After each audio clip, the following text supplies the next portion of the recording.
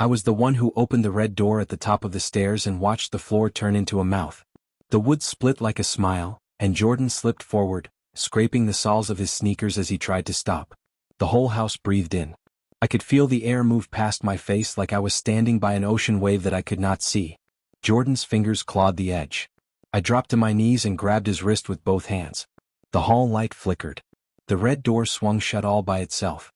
The mouth in the floor widened, slow and hungry. "Don't let go," Jordan yelled. I dug my shoes into the boards. The house groaned, deep and low, the sound of a giant turning over in sleep. It felt like the floor under me softened like bread dough, like it didn't want to hold me anymore. Maya shouted my name from behind, her voice thin and scared. Then the house whispered from the walls, clear as a person standing right next to my ear, except it came from everywhere at once. Said my name. It said, Alex. Earlier that day the sky over Briar Hollow was pale blue and the wind was easy. If you looked up, it was the kind of morning that says, nothing bad can happen. I told myself that twice while I tied my shoes on the porch and waited for Tyler's old SUV to rumble into the driveway. We were 5 kids with a dumb plan and a big idea. We were going to make a video that would blow up our school's channel and maybe even go viral. The plan was simple. Spend 1 hour inside the old Graydon house and prove the town legend wrong. No one survives? Then we would be the ones who did. We weren't even staying the night. Just 1 hour. We had rules. We had flashlights. We had backup batteries. We also had courage that felt big because it hadn't been tested yet. Tyler showed up first, drumming the steering wheel to a song only he knew. Claire slid into the back, chewing mint gum, saying everything would be fine because she brought a tiny spray bottle of lemon air freshener that made every creepy place smell like a clean kitchen. Jordan carried the camera like it was a baby bird. Maya tucked a notebook into her hoodie pocket. She said notes make fear smaller. I climbed in last and shut the door, and the seatbelt clicked like a promise we had all already kept. Everyone in Briar Hollow knew about the Graydon house. It sat at the end of Maple Street, past a row of quiet homes and a little white church. The house belonged to nobody and everybody. The town mowed the front patch twice a year so the weeds didn't swallow the sidewalk, but no one touched the porch. The steps sagged a little when the wind blew. The windows were tall and thin and always looked like they were thinking. We parked by the curb. The air smelled like dust and leaves. A blackbird sat on the telephone line and watched us without blinking. Set a timer for 60 minutes, Maya said. If we're in there when it goes off, we walk out no matter what. She said it like she believed we could, like walking out of a body that wants to hold you is easy. I was the one who pushed the front gate. It didn't squeak. That was wrong. Old things squeak the way old people tell stories. The silence made my skin feel too tight. We stepped onto the path. The cement had a hairline crack that ran straight to the porch like the house had drawn a line and wanted to make sure we followed it. Tyler pulled the screen door. It sighed like it was tired of meeting kids like us. The main door was already open. I told myself a breeze had done it. Breezes do that. Breezes know about doors. We crossed the threshold and the temperature dropped in a soft, sneaky way like someone took the warm part of the air and slid it aside. Lemon spray did not help. The house smelled like old rain and coins. Inside, our voices came back to us in small echoes, like the house was learning our names by saying them quietly to itself. The entry hall was long with a runner rug that had once been red. A grandfather clock stood against the wall. Its face was cracked. The hands moved backward, tick by tick, like time itself was walking away from us. That's a cool effect, Jordan said, trying to make his joke voice. The camera's red light blinked on. He filmed the clock, the cracked mirror, the stairs that curled up to the second floor like a ribbon that had been pulled too tight. We set up in the front room. The furniture was still there, covered in white cloths that sagged in the middle as if a ghost had sat down and never got up. Claire lifted a corner to peek. Dust puffed up into a small cloud and drifted to the window where it hung, not fall. The hall was lined with doors. Each one had a colored knob, blue, green, yellow, and one red. The red door was at the end. A window there made a rectangle of pale light on the floor, and dust floated in it like very slow snow. The house was listening. That is what it felt like. Not just old wood and nails. Not just wind. Listening. Let's open one, Tyler said. He pointed at the blue knob, and his hand shook even though he tried to hide it by slipping the flashlight between his fingers. Close it after, Maya whispered. Rule 3. He opened the blue door. Inside, we saw a small room with a child's bed and a shelf of books. The books were all the same title. A guide for guests. They had blank covers and blank pages. The bedspread was smooth like someone had just ironed it with a cloud. Tyler shut the door. It clicked. We stepped away. Jordan lifted the camera to the green knob. We should prove we're brave, he said. He turned the green knob. Another small room, this one with a desk and a single chair facing the wall. On the wall, someone had written in big black letters, "Start over." It didn't look like a threat. It looked like a suggestion. We backed out. Jordan closed the door. Click 2. My timer said 38 minutes. We reached the yellow knob. I don't know why, but none of us touched it. We just stood there breathing and feeling the house breathe back. And then we all looked at the red door at the same time. We didn't plan it. It felt like the house turned our heads for us the way a parent might turn a child's chin to see if they're hiding something. The red paint was smooth and shiny. The knob was warm, which made no sense in that cold, old hall. We shouldn't, Claire said. We shouldn't, Maya agreed. One door each, Tyler said, trying to sound like a coach. We'll open it. We'll close it. Rule 3. I took a breath and reached for the red knob because I was the one who said on camera that no one survives and we would prove it wrong. My hand fit the knob perfectly. It felt like it had been waiting for my palm, like it knew my shape. I turned it. The latch sighed. The door swung wide. What we saw was not a room. It was a hallway that did not belong inside a house like this, long and too bright and too narrow, like someone had stretched it. The floorboards rippled once, just slightly, like the top of a pond when a fish kisses the surface.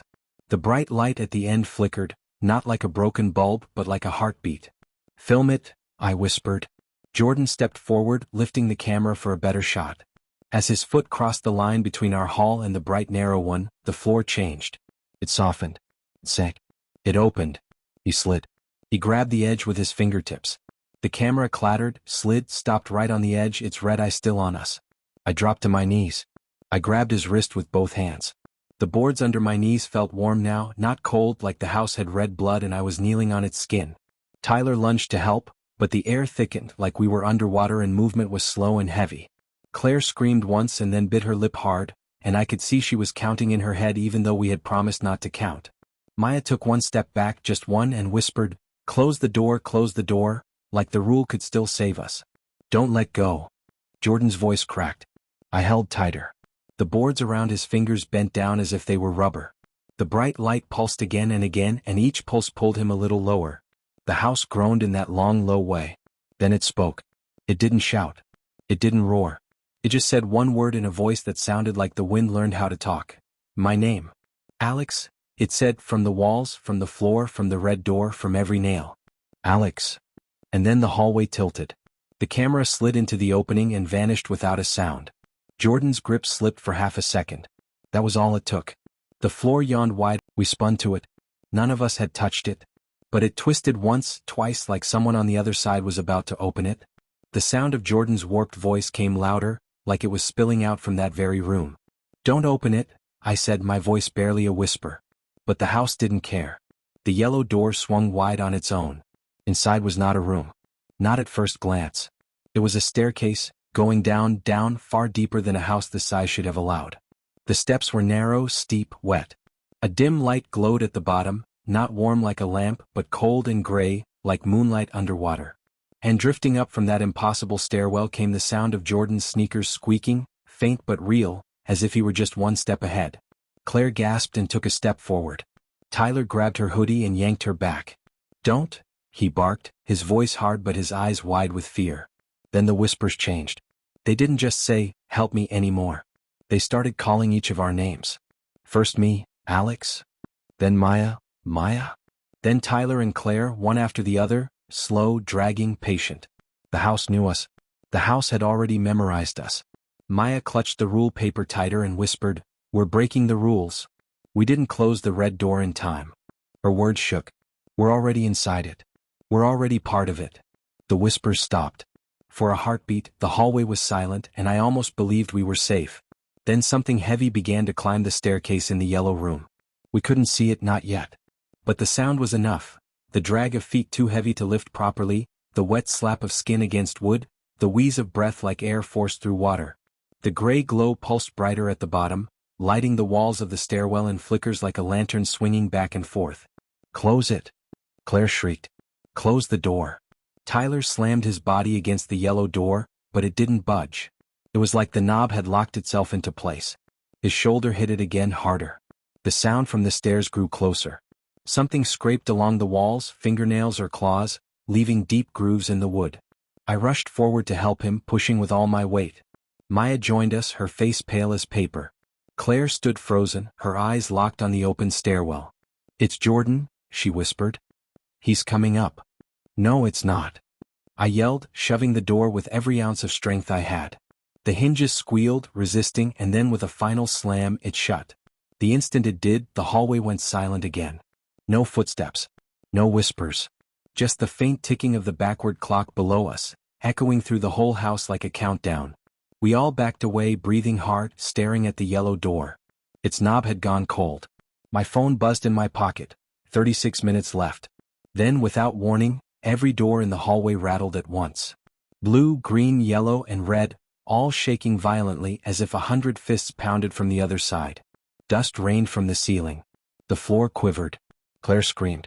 And then the red door burst open on its own. The hallway behind it was gone. In its place stood Jordan. But his eyes were black. His mouth hung open too wide, stretched far past normal, and from deep inside came a low, wet growl that didn't sound human at all. He raised one hand, and the skin around his wrist was bruised in the exact shape of my fingers. I took one step back and the house whispered my name again. "Alex." Jordan stood in the doorway, but it wasn't Jordan anymore. His body was there, same hoodie, same sneakers, same shaky way he always leaned on one leg. But his eyes were nothing but black pits, and his mouth stayed open too wide, like it had forgotten how to close. When he moved, it wasn't right. And then, all at once, every door in the hallway flung open. Not one at a time. All of them. At once.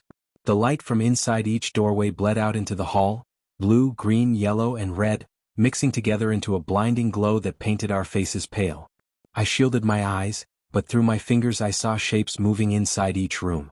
Figures too tall for the doorframes, hands too long, faces blurred. They stepped closer, shadows leaking into the hall. The house groaned again, deep and long, and the whisper came back, stronger than ever. "Alex, Maya, Tyler." It said our names like a roll call. Like a teacher marking us present. And then the figure stepped out. The first one reached for Tyler. Its hand was long and gray, its fingers bending in too many directions. The moment it touched his arm, he screamed, and his flashlight fell to the floor, spinning its beam in dizzy circles across the walls. Maya grabbed my hand and pulled me backward, but there was nowhere left to run. The walls behind us were closing